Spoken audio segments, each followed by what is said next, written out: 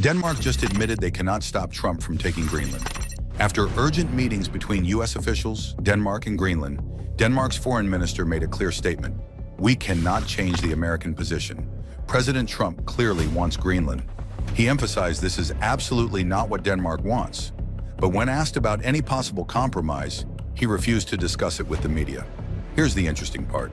The U.S. claims they need Greenland because of serious threats from China and Russia.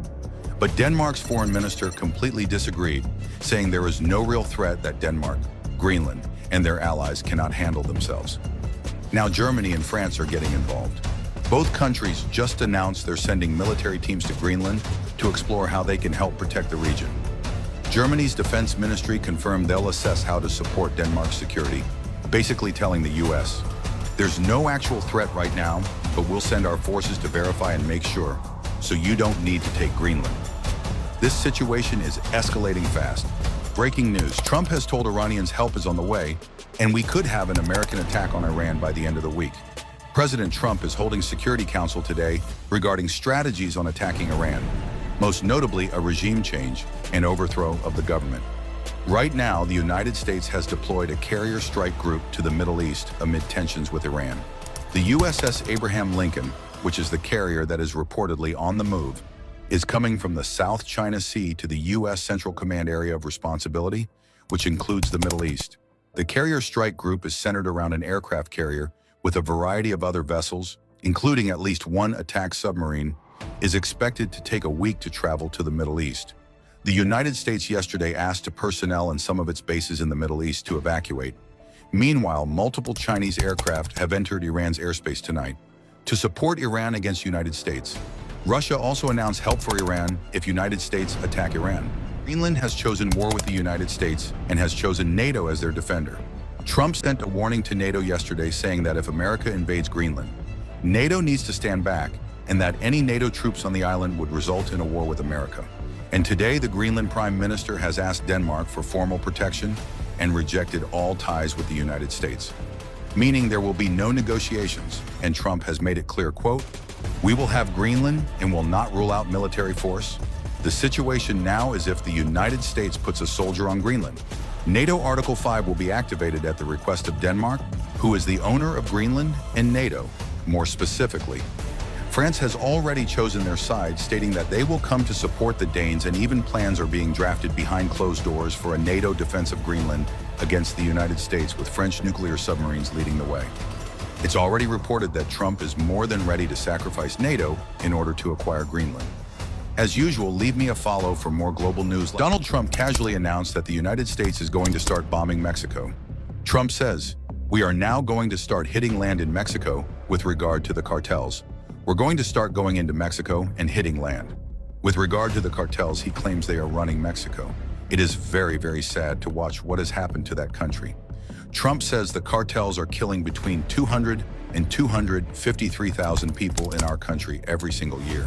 Mexico is one of America's closest trading partners and is deeply integrated into the U.S. economy.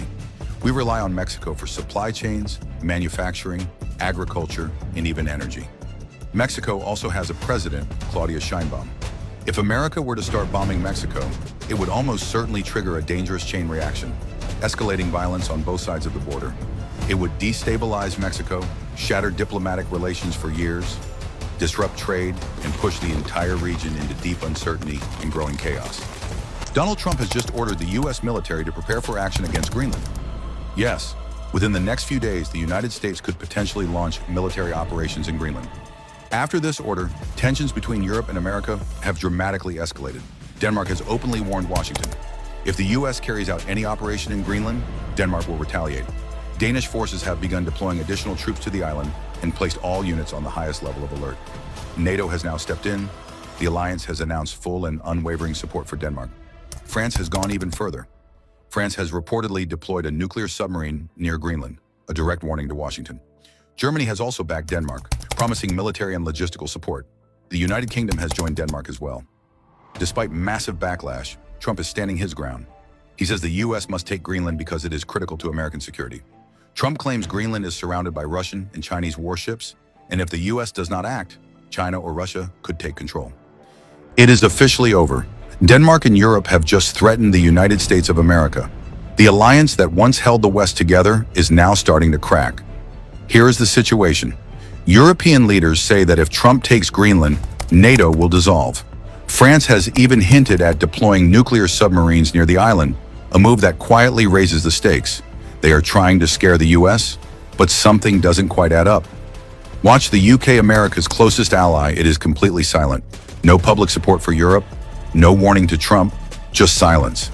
They are moving carefully, almost as if they already know how this ends. The UK knows where the real power lies.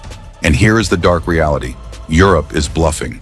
They are trying to look big and strong, but without the US military protecting them, they are toothless. If Donald Trump wants Greenland, Europe cannot stop him. And now they are starting to realize they are no longer partners, they are subjects. So the tension is rising, and the question remains as usual, leave me a follow. News troops in Denmark have now been given the order to shoot first and ask questions later if US troops show up.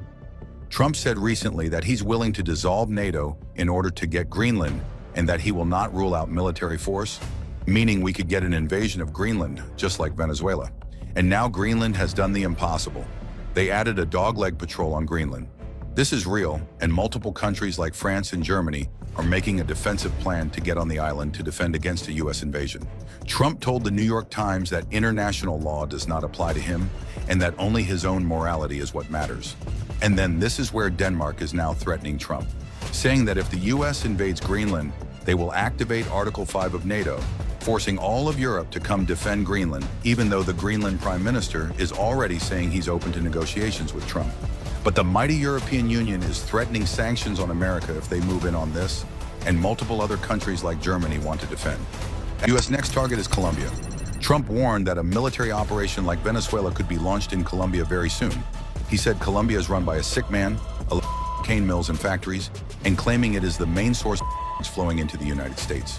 According to some reports, Colombia accounts for about 72% of global potential production, and 97% of the cocaine in the United States is assessed to originate in Colombia.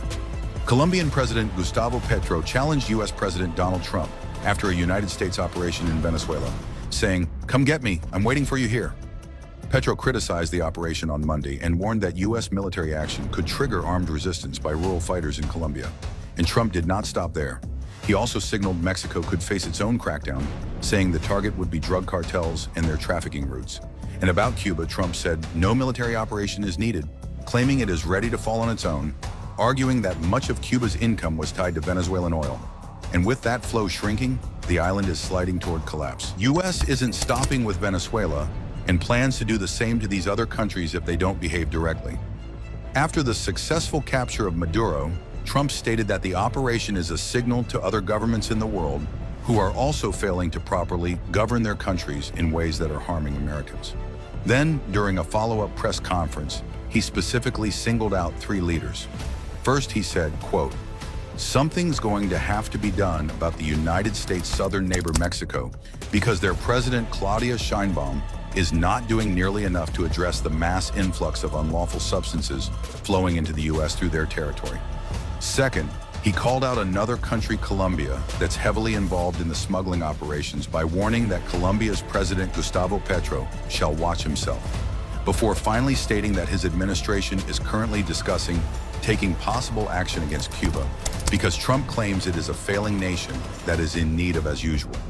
The United States has reportedly captured Venezuelan President Nicolas Maduro and his wife following a large-scale operation in Caracas overnight, and they have been flown out of the country, according to former President Trump. US forces allegedly launched massive strikes inside Venezuela's capital at around 2 a.m., during which at least 7 explosions were heard in Caracas, accompanied by low-flying aircraft and widespread power outages. Following the strikes, US forces reportedly carried out a special operation in which President Nicolas Maduro and his wife were taken into custody and flown out of the country. US officials have not yet released operational details or any information about where Maduro has been taken. The Venezuelan government has condemned the incident as an imperialist attack and urged citizens to take to the streets. It was not immediately clear who was running the country, and Maduro's whereabouts were unknown. This marks a significant escalation in tensions between the two countries, as Caracas declared a state of emergency and mobilized its security forces in response.